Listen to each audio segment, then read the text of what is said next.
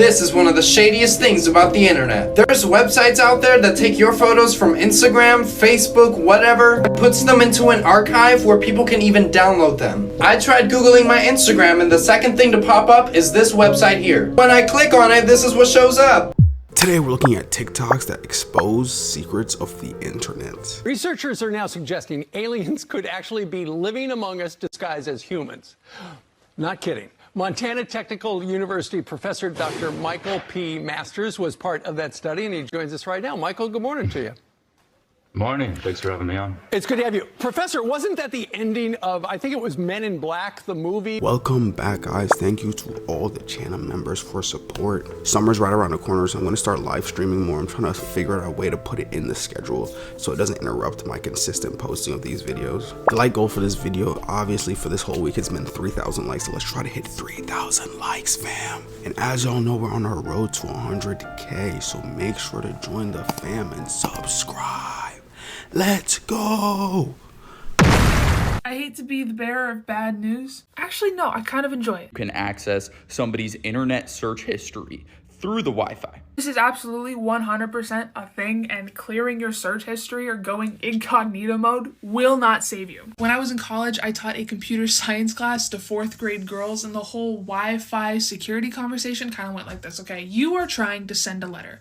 Go to a website. That letter has to go to the post office, also known as your router before getting to its destination, the website you're trying to get to. Anybody that works at the post office or has access to that Wi-Fi network can read your letter. There are a few different apps and websites that can do this for somebody automatically, but doing it manually is like, it's so scary simple. All somebody has to do to get a little peek at what you're searching on that phone, computer, Xbox, anything with the Wi-Fi connection is just copy the router's IP address, paste that into Google. There'd be a devices page, diagnostics, and then a log sheet that'll give you just a list of every website ever visited. Seriously, hope you realize that this does not actually make you invisible. The only thing it does is erase your history, and that's it. Like, your internet provider, can see whatever creepy shit you must be searching up, okay? I feel like that one was a little bit obvious. I mean, maybe for the older people that are watching my video, you might not have seen this before, but yeah, incognito definitely does not completely wipe everything off. But you gotta really think about it though.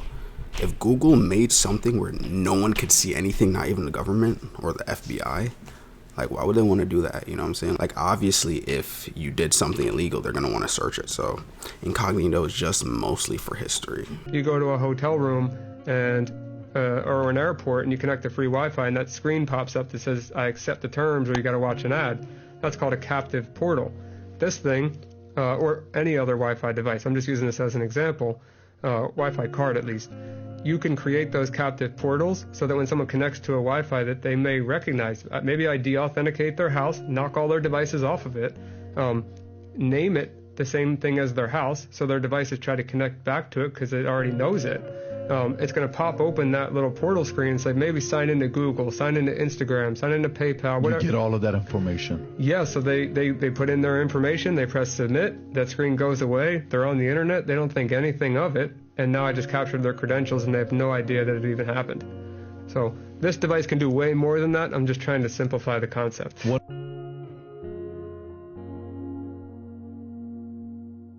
Dude, I never knew that. That makes me kind of scared to connect to free Wi-Fi now, because it's like, it could potentially be a hacker. That's actually crazy. This is one of the shadiest things about the internet. There's websites out there that take your photos from Instagram, Facebook, whatever, puts them into an archive where people can even download them. I tried Googling my Instagram and the second thing to pop up is this website here. When I click on it, this is what shows up. Watch what you post on the internet, people. Every once in a while, something in technology comes completely out of left field. This is one of those things. So scientists were embedding nanoparticles into the eyes of mice to try and figure out how they could make them see infrared. And they were successful, but then they realized they could just embed it into contact lenses. These are Chinese scientists, by the way, not that it matters. But they tried these contacts on human beings, and this is invisible light. They showed this invisible light to people wearing and not wearing the contacts, and the people wearing the contacts could immediately see the light. What's crazier is that the people who could see the invisible infrared light could see it better with their eyes closed. I am not making this up, by the way. This is from a YouTube video by Anton Petrov, and this is the full paper. Yeah, I'm ripping that video off, but I just have to let people know. This is the wildest sideways swing in technology. Basically, you're going to be able to see infrared light, a whole new way to see light. You're going to be able to see through, there was some cameras that could see through clothes a while ago. That was infrared light. You're going to be able to see things that you could never see before by putting on a pair of contact lenses. You're going to be able to see in the dark. You're going to be able to see better through your eyelids when it comes to infrared light. You're going to have heat vision. Now, the first models are just blurry because they use these nanoparticles that are diffuse, but eventually they're going to use like carbon nanotubes or something, and the resolution is going to get better. This is like gaining a whole new sense, the kinds of things we're going to be able to see when they translate this infrared vision, because they actually split it into red, green, and blue as well. The kinds of things we're going to be able to see when we combine all of this new information is going to be wild. And this just came out of nowhere. Like, where did this technology just come out? This is what you needed to see infrared before, or like this, which is what plumbers used to see into walls. And pretty soon, because of some Chinese scientists who said, I wonder if these nanoparticles vibrate with infrared light, if we put these into contact lenses, if people could see them, we're going to be able to see infrared light. A whole new section of the spectrum is going to be piped into our brains, seeing heat, seeing through fabric, seeing in the dark, seeing through our eyelids. And this came from nowhere. What is this even going to mean to the world? Insane internet data facts. The average person's private data is held by over 350 brains. Almost 43% of internet users use adblock. 5 billion snaps are created every single day. 3.2 billion images are shared on the internet daily.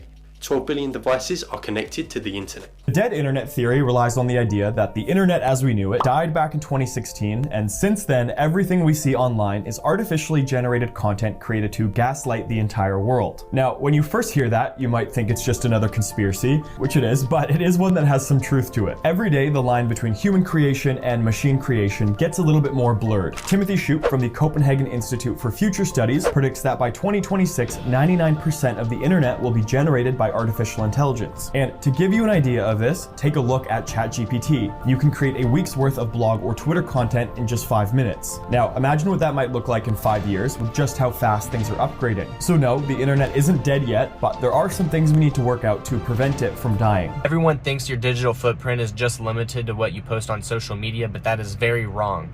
There's also the more private part of your digital footprint. Let's use Google for an example. Google saves the searches you type in and the things that you do on the internet. Now, let's say a hacker hacks into Google and steals the data that they're storing about you. That hacker's gonna go upload that information to the dark web and sell it and trade it. This very private information will be online forever. So basically anything you've ever done online on any website or game, it has the potential to being exposed eventually. Follow to learn more. The reason they tell us the truth in movies and TV shows is because it's tell-a-vision. They're telling us what they're going to do in the future. That's why it's called television programming. How am I just now realizing this? Yo, that's actually crazy. It's crazy how they like literally tell us things face front. They literally said, this is television programming, with the programming in there. Like, do y'all understand that like half of the things we consume is slowly programming us? Like, I'm not trying to scare you from watching this video, but like even watching these TikTok videos right now, like it's just slow programming, because now you know that free Wi-Fi potentially could be a hacker trying to steal your information. Whereas before you watch this video, you wouldn't have known that. It's crazy. Genuine question to like older people. What did you do before you could look something? So in days of yore, we would plan for not knowing things by having resources readily available for us so that we could use them. Easy one being an encyclopedia. So you would have high-level knowledge of everything A to Z. And I mean, you've probably never heard of Encyclopedia Britannica, but that used to be a big deal to have a massive set of what those were. And that's why, you know, they joke about there being door-to-door encyclopedia salesmen, because people needed an at-home resource, because just getting to a library to access all those things wasn't always a simple thing to do. Then for movies, there'd be, the Leonard Maltin Guide, who is a movie reviewer, and that would give you every movie that existed, and it would give you the director, the writer, producer, and then top bill cast. And then for travel, and you didn't have maps, you would use an atlas. Or there was even a thing you could do where you could go into AAA and they would print out all of your directions. So we had choices. Los Angeles is looking like a freaking war zone right now. What you are seeing is wild footage of protesters clashing with federal immigration agents and law enforcement. Rioters are pelting military vehicles with rocks, as seen from footage inside this vehicle. And there are even videos of guys throwing rocks at regular cars as well, but those are believed to be used by federal agents. The streets are burning after protesters have put up barricades and set fire to cars and trash, and authorities have responded with force. Some have opened fire on crowds with rubber bullets, and Donald Trump has now officially ordered 2,000 members of the National Guard to be deployed in LA. So how the hell did things get so out of control? Well, protests broke out on Friday following widespread arrests of undocumented migrants in certain areas of Los Angeles. Now, one of the major inflammatory points is that according to the American Civil Liberties Union, many of these arrests are allegedly being carried out without judicial warrants. The government, however, strongly deny this. The protests were initially described as peaceful, but as time passed, visuals of the violence that has emerged shows how quickly things have deteriorated. California's governor, Gavin Newsom, is not happy about Trump's deployment of the National Guard, saying it is purposefully inflammatory and will only escalate tensions, while LA's mayor labeled it as completely unnecessary. Trump, however, said that the governor and the mayor simply cannot do their job, so he has had to step in order for law enforcement to be protected. And if the unrest continues to escalate, Pete Hegseth said that we could even see the Marines mobilized, who are currently on high alert. But of course, as the situation develops, I'll keep you guys updated. So when I was little, Disney Channel did something a little weird. They were going to have a 3D concert of Hannah Montana and the Jonas Brothers that you could stream from your house. How did they do this, you say? Well, they partnered with Walmart. In every single Walmart in the entire United States, they had free 3D glasses. Disney was going to premiere it on your TV in 3D. The anticipation for this was leading up like a month. Like, they advertised the crap out of it. They were like, go get your free 3D glasses from Walmart. Going in there with these huge tubs filled with 3D glasses. I don't think I've ever been more excited for anything in my life. So I planned a party. I did all of the kids in my neighborhood over, and even some kids from my school, which was a big deal. We picked up like 25 glasses from Walmart and brought them home. We had Hannah Montana cups and Jonas Brothers plates. We had streamers. We did it all. We did it up. And then it was time for the 3D concert to premiere. All of the kids sat down in the living room, put on their 3D glasses, and we waited. And then all of a sudden, Jonas Brothers, Hannah Montana, in 3D? None of the glasses worked. Nothing was popping off of the screen. It was just this blurry, fuzzy concert, and Disney shut it down. Disney shut it down and didn't speak of it ever again. But I remember Disney.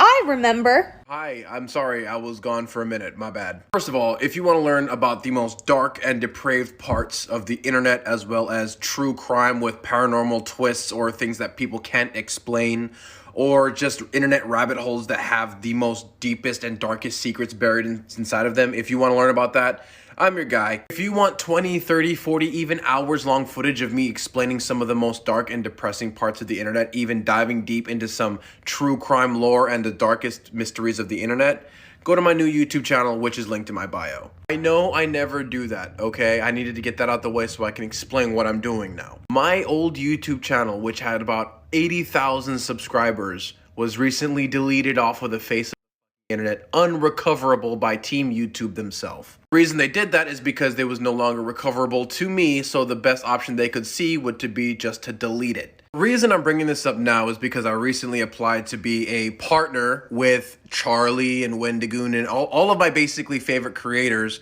I was applying to try and learn from them, but they rejected me because my YouTube channel was null and void. And that because I really wanted to work with them, but now I can't because some decided to take my YouTube account and try and sell it on the black market. So now we have to start from square one, and hopefully in the next couple of years I can grow back to where I was and hopefully reapply to work with these people because I really want to learn from them. I'm making this video to try and speed up that process of getting back to where I was because it really spending 15 years of my life to build up this massive following and then having it all ripped apart and ripped away from me right before I'm about to work with some of my favorite creators just because some kid wanted money. And that...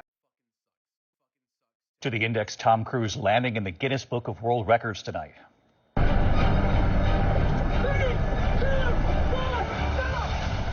This is for his new movie, Mission Impossible: The Final Reckoning. He set a record for burning parachute jumps. He jumps from the helicopter, deploys the chute, then sets it on fire. And by the way, he did this 16 times. That's why he's Tom Cruise.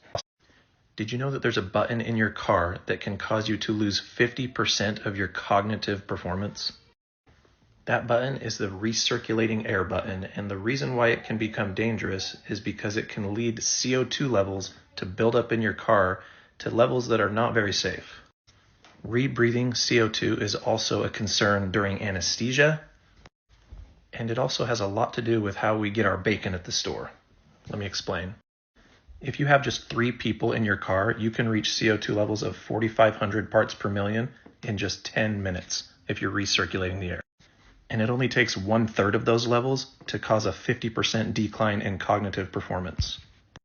I am an anesthesia provider, so when you come to the hospital to be put under anesthesia for surgery, this anesthesia machine is going to breathe for you and keep you under anesthesia, but it's also going to prevent you from rebreathing dangerously high levels of CO2 using this right here. Here's another picture of the same thing. This stuff is called soda lime, and it absorbs your CO2 within your breathing circuit so that you don't keep rebreathing it. And as you can see, it gets purple when it starts to become exhausted with CO2. Another example of this is the way they put pigs to sleep at a slaughterhouse. This is a CO2 gas chamber for pigs.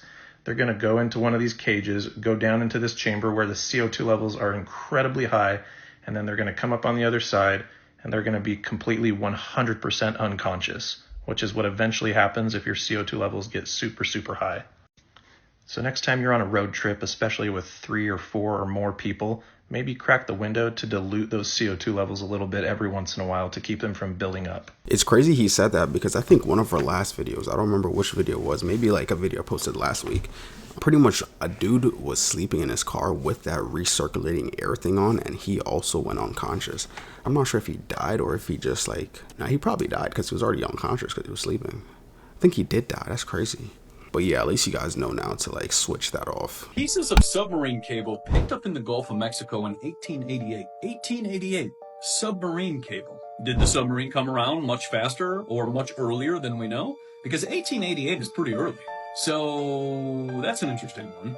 And then you sit there and think about cables in the ocean. Well, the internet runs through cables in the ocean. We know this. We've studied this. The internet runs through cables in the ocean. It doesn't go up to satellites and all the sataballoons nonsense they tell us. It runs through the ocean. So if we think about that there's cables through the ocean in 1888, was the internet already here in 1888? And then it was sold to you? In maybe about the 1970s and 80s, you can connect to your computer to the technology which was already present, because a lot of the stuff that was already present seems to be found and then sold to us later on. I'm not allowed to say certain things, but our world has more secrets than you think. Read our book. Link in profile bio. This is everything that happened on the news today, but it's going to be simplified in 60 seconds. Satellite data has now officially revealed that our Earth actually has a heartbeat. So basically, they're saying that satellites are monitoring plant health by using a process that's called SIF, and there's a faint glow that's emitted by plants during photosynthesis, so the Earth literally has a heartbeat. Scientists have now discovered that trees are actually able to warn us before volcanoes erupt.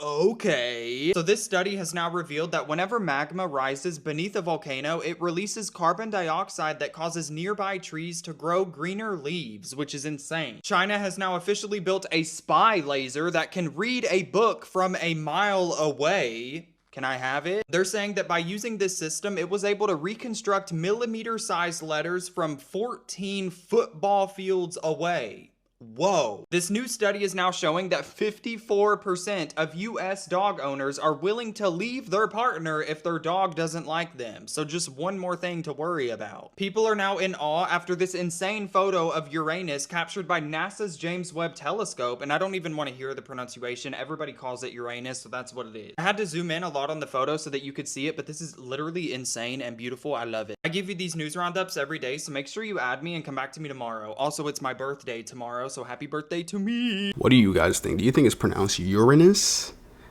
That's pretty much what I learned is pronounced Uranus or Uranus. The Titan sub imploding may have actually been the plan all along. Some wild claims just came out from a close friend of the CEO of OceanGate. If y'all remember, OceanGate is the company in charge of the Titan submarine. According to the close friend, the CEO of OceanGate was actually determined to pass away on the voyage to the Titanic. Now, the reason for him wanting to do this is he apparently wanted to go down in history being associated with the Titanic. And he didn't care who was on the sub or who he hurt with him. He just wanted his chance to go down in the history books. Now, if this is true, it would actually explain why so many safety precautions were completely ignored on the Titan submarine. If y'all remember, back before the Titan submarine even went down to the Titanic's wreck site, a lot of people warned OceanGate of some possible failures that could happen during this dive. There were a lot of red flags that people noticed, informed the company of, and the company completely ignored. Now, according to the friend, this is because the failure of the submarine was planned from the very start. The friend even goes as far to say that the submarine was specifically designed to fail. I don't want to be that guy, but I feel like the friend should definitely be held accountable, because how do you know that information and then was completely okay with him doing it anyways? So if I was that friend, I would have just not said anything, because like now it's just like, so you knew that and you'd still let him do it? Did you know that crows can hold a grudge against you for your entire life? Because if you ever try to hurt or attack a crow, they can actually remember your face. Where if they ever see you again, they're able to instantly recognize you as a threat. But it doesn't stop there, as crows are extremely communicative, and will go as far as telling the rest of its flock to remember your face as well, also passing down their grudge against you to their babies. So even after the crow you taunted dies, other generations of crows will continue to have this grudge against you, where they're known to do things like loudly squawk at you non-stop, constantly shadowing over you just watching, or rarely they'll swoop down at you, making sure they never forget what you did. Researchers are now suggesting aliens could actually be living among us disguised as humans. Not kidding. Montana Technical University professor Dr. Michael P. Masters was part of that study, and he joins us right now. Michael, good morning to you. Morning. Thanks for having me on. It's good to have you. Professor, wasn't that the ending of, I think it was Men in Black, the movie, where at the end they had the screen full of people who were, or rather aliens, living amongst us?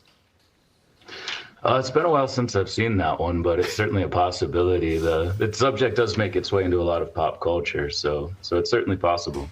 So, Doctor, I mean, what is the chances of this? I mean, it seems like every year we have some type of story that it could be true. Yeah, well, that's the thing is we're very cautious and conservative in writing this paper, and mostly what we're trying to do here is look at the oddities and the weirdness of the UFO phenomenon, which we can acknowledge is real. And as much as this might be difficult to swallow for some of my academic colleagues and for a large percentage of the population, it's important to start moving the conversation past are UFOs real and past the cockpit videos and the testimonies in front of Congress and the whistleblowers and a Schumer amendment and so many things that indicate that this should be taken seriously, and move the needle a little farther into the realm of, well, what are they? Who are they? What could they be doing? Why are they here? Right. And that's a big part of why we wrote this paper. And I know in the paper you talk a little bit about, you know, why do we always see these things around lakes and things like that, or volcanoes? And so the suggestion is, and you know, it's just conjecture, but maybe they came here a long time ago and they've been hiding out there for a while? Yeah, that's a great question. And sort of the reason I was involved in this study is I've written 3 books over the last 5 years looking at whether they could potentially be future humans coming back through time.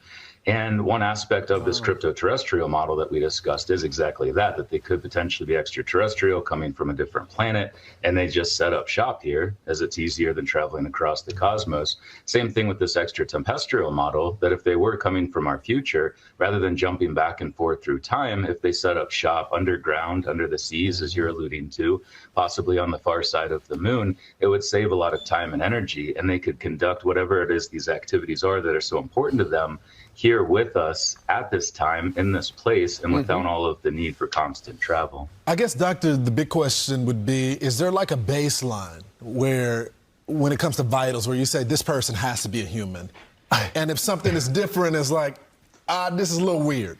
Like, how would you test? Yeah, that's a great point. And you're right. One of the things that we looked at is, could they be walking amongst us? And I know that, again, conjures up these outlandish notions of some people being aliens, and you're eating breakfast and there's an alien across the cafe. But what we're saying, I know, and we definitely are the first to acknowledge that a lot of this can seem a little crazy. But again, if you think about them in the context of future humans, and that's just one potential possibility here, we would share a lot of physiological characteristics with them, have the opportunity to interbreed. We could hybridize across time, potentially across space. So, and there are, it's important to point out too, the Institute of Noetic Sciences, the Dr. Edgar Mitchell Foundation, all of these studies have shown there are people with extraordinary abilities, like psi abilities, remote viewing, and things like that. Very interesting stuff. Stunning report. Thank you, sir. Yeah, I was chilling the other day and I had this random thought in my head that was like, there's a possible chance that there's a mothership that's like 10 billion, like, you know what I'm saying? Like 10 light years, 10 billion light years just coming towards us, and like, we would never know. We would truly never know. Do you ever hear a ringing in your ears when everything around you is completely silent and nobody else can hear it but you? That's called tinnitus, and it's actually coming from your brain. And this is not rare. More than 10% of people may have it, and you're more likely to get it as you get older. And it's not a sound your ears are picking up from the outside world. It's actually a perception of sound that your brain is generating internally.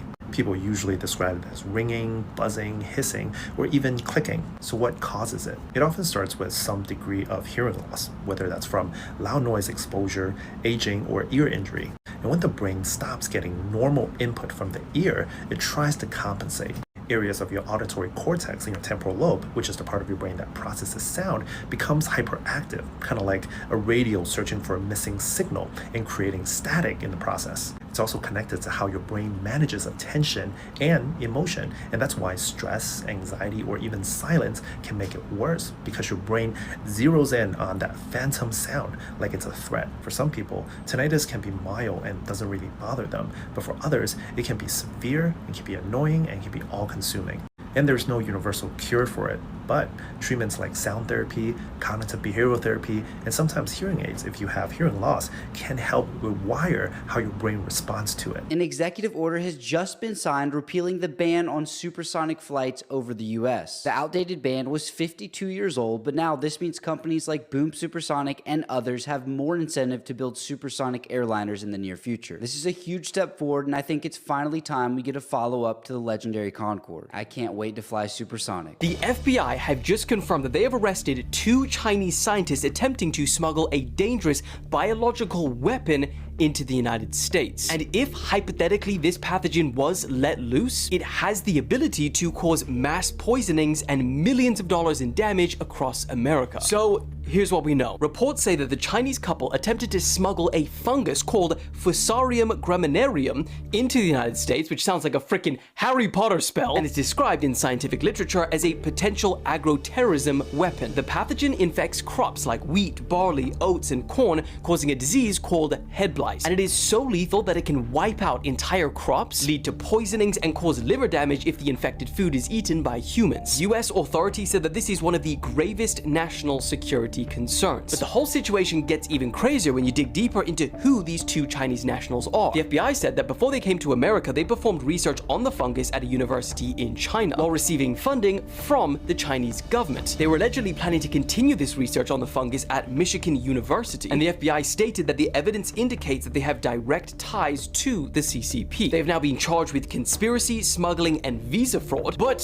what do you think? Was this in fact a failed CCP operation, or just two Chinese researchers caught right in the middle of a US and China beef? I mean, whether they were here for doing actual research or was an act of terrorism, the Chinese Communist Party is not going to sit here and tell us like, yes, we were trying to terrorize your country. So who knows? Dragons weren't real, and they most certainly couldn't fly, and they most certainly weren't intelligent enough to drape themselves in gold, which would help them conduct the electricity from the ether to give them the ability to fly. No, that's all fiction, right? First, you need to know that dragons are most certainly real, and they have most certainly hidden that fact from us to hide the fact that we live in a spiritual realm. And if you don't know that yet, well, here's an old clip that will catch you up before we move on. Let's first take a look at what the 1946 dictionaries used to say. Dragons, now rare. Let's see what Alexa has to say about this. Alexa, how many dragon fossils have been found in the United States? The number of dragon fossils found in the United States is limited. Only 5 fossils have been discovered so far, limiting the knowledge about these creatures. These fossils are studied by researchers to learn more about dragon species and their evolution. While the findings are preliminary, they provide insights into the life and times of these majestic creatures. So the dictionary says they're real. Alexa says they're real. Several weeks ago in the UK, they found a fossil that looked like this, even though they called a plesiosaur. This sure looks like a dragon to me. And just a few weeks after that was found, CNN reveals that their scientist actually unveiled dragon remains. Not to mention how they're part of the Chinese zodiac with all real animals, and how there are over 30 verses in the Bible that reference dragons. And how my friend Lori sent me this amazing 1922 dictionary that just happens to have the word dragon in it. And let's see what it says. Is it going to say fictional character, mythical beast? Or is it going to say something else? Winged serpent. And if that still wasn't enough evidence for you, just go to the Google Maps and type that in and see this perfect outline of a dragon. And if you've seen my volcanoes are caused from the insides of dragons, well, look at this smoke just billowing out of where that dragon is. Tell me you don't see this. Second, you need to know that them breathing fire wasn't just a fairy tale. No, I'm gonna show you just how easy that actually could have been for them. When you watch this is literally just 2 ingredients being mixed together with a little bit of water added, and it combusts into fire. It's just glycerin and potassium. They literally mix and they turn to fire. There's an animal that does this. The bombardier beetle literally does this. As a self-defense, it mixes 2 different liquids together that when shot out becomes a hot, burning hot acid. Now, is it really that far-fetched to believe that maybe a much more advanced killing machine could have 2 liquids that when come together just happen to combust to create fire, like the glycerin and potassium? Now, knowing that dragons breathing fire isn't as science fiction as you once thought, I need to show you what I figured out a few months back involving volcanoes. So I went volcano hunting because I wanted to see what I could see. And I went to Mount Rainier in Washington, and right away I noticed something. And you might not see it right away, but I sure did. But take a look, and then I'll show you. How about now? Is it coming clear now?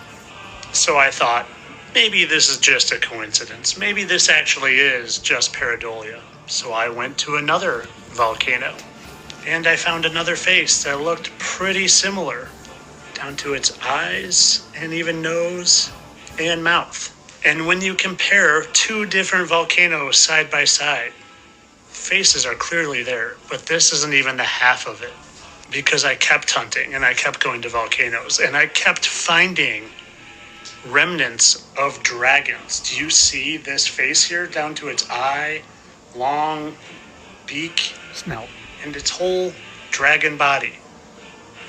Again, this isn't even the end of it. This would have been its stomach, where it would have held a whole lot of its fire acid. Next, I went to Mount Vesuvius and found dragon remnants. This one literally looked like it died here. You can see its head here and its mouth, and like it spewed its acid to create this hole. And just for a closer look, there's clearly petrified dragon head there. So here's where I tie it all in together. We've all heard the tales of dragons and their hoards of gold, right? It's in The Hobbit, it's in all stories involving dragons. They're always hoarding some sort of treasure and involved with gold. And I thought to myself, why is that? And well, do you know what they found recently in all sorts of volcanoes? Let me show you. They've been finding gold. Gold coming out of volcanoes. And yeah, sure, they say it's from the Earth's core. But how ironic is it that I am saying volcanoes are the remains of dragon, and the acid and the fire and the lava spewing up is the active remains of those stomach acids that would literally combust and create fire that the dragons can shoot out. And now all of a sudden, they're finding gold shooting out of these all over the place. Gold might be leaking from the Earth's core, but coming out of the volcanoes. And this news story literally talked about the gold coming out of the volcanoes, and I couldn't help but notice how it literally looks like a dragon's eye there. Maybe that's just me. But getting back to dragons and their hoarding of gold, and yeah, they say it's to represent wealth and power, and it's all sort of fantasy and fiction. Well, I'm starting to think that there's a lot more truth to the dragons hoarding the gold, and maybe there was a very specific reason for it. A very specific reason, and I kind of mentioned it in the beginning, because gold is an excellent conductor of electricity. It ranks among the most conductive metals. It's highly conductive, allows electrical currents to flow freely through gold without significant resistance. And well, I don't believe anything is just coincidence anymore. I think all the stories of dragons hoarding the gold is them telling us. It's telling us in fiction form the truth, because that's what they do. They tell us the truth through fiction, and they tell us the lies through what's supposed to be true. And when I saw this video months and months ago, I thought it looked extremely real, but I couldn't wrap my head around how this would be flying without wings. And then it hit me. It's using the ether, and it's conducting electrical currents, and maybe using gold all over its body to help conduct that current so it can move freer through the free energy all around us. And maybe they replaced all the stories of dragons with fake dinosaurs and evolution to brainwash into believing that we are evolved monkeys spinning on a ball in an unimportant place when we are in the most important place there is, the center of creation, with God smiling down upon us, just hoping that every one of us will look to him and say thank you for this amazing opportunity to live this amazing life in this amazing place. But of course, this is all for entertainment purposes, people. I know this is just some sort of CGI, AI nonsense. Dragons didn't exist. T-Rexes did, when Stegosauruses did, and evolution does, and I'm spinning on a ball right now. Entertainment only. Yeah, I mean, a lot of people in my comments on, I think one of my previous videos were like, oh yeah, dragons exist, if dinosaurs exist, dragons exist. And I was like, hey, all those fossils they found of dinosaurs could possibly be been dragons, but at the same time, we're just all listening to some that someone said. Like, we really don't know. Let me know what you think about dinosaurs, if they're real or not, in the comments. India is about to attempt the impossible. They are finally going to try and count their population. And I say finally because they were supposed to do it back in 2021, but they have continuously delayed it. And honestly, I don't blame them. Because conducting a census in India is arguably the most logistically complicated task in the world. Not only do they have to count an estimated 1.4 billion people, that's almost 20% of the entire world's population, but it's gonna cost nearly $500 million to do so. And for example, in 2011, they had to have almost 2.7 million officials just to conduct the census. That's the population of a small country on its own. So keep India in your prayers, because they're gonna need it. So it turns out this is what happens when you're in a coma. But if you're easily scared, do not watch this. This is absolutely mental. I can't quite believe I'm saying this, but yeah, let's get into it. Being in a coma is one of the worst things that could ever happen to you, arguably. I mean, it's pretty horrific. Something that can happen to you while you're in a coma that is a million times worse, but could also happen to people who aren't in comas. There's been a lot of news stories and people on social media talking about this sort of thing, and it is crazy. There's been a lot of different people coming out talking about their experience inside of a coma. I've seen these memes popping up randomly sometimes where it's like, oh, you're at the best point in your life, and then you see the lamp. Well, what does that relate to all of this? A study was done on over 10 different patients who were in comas. Some of them didn't remember anything, a couple of them said that they could hear things around them, and the majority of them, though, said the same thing. That was that they essentially lived an entire life inside of the coma, thinking that they just lived their normal life and then woke up. To put it simply, this is the most famous story known as the lamp story, where a man got into an injury, he carried on with the rest of his life, got his dream job, supercars, he married, had an entire family, lived for years and years and years. One day he noticed a lamp in the corner of the room, almost glitching, and it didn't look real. He then woke up and he was laying on the playground where he got hit all those years ago, and the whole thing had just been in his mind. And he'd only been there like a split second. Which is absolutely insane, but it is genuinely true, and that is how clever the brain is. It can imagine an entire life and existence, even when it's not there, and make 5 minutes feel like 50 years to this one guy. The point is, a lot of people who have been in comas and the studies that were done show they've had similar experiences thinking that they already were living. Dude, when I heard that story, it gave me chills because I was like, that's scary, because like this reality that we're currently living could all just be in our head, and we just gotta wait for the lamp to glitch and then we snap back out of it. Who knows? You know what's crazy to me? I know this girl. She told me that she has psychosis and she's convinced that she's in a coma. I'm just like, a coma? What are you talking about? You're literally like right in front of me, like you're here. And she was like convinced that she's in a coma. So I saw that video and I was going to send it to her, but I was just like, do I really want to reinforce the delusions? I'm like, I don't know. That video kind of tripped me up a little bit, because it was like, now you don't even know what to believe no more. You know what I'm saying?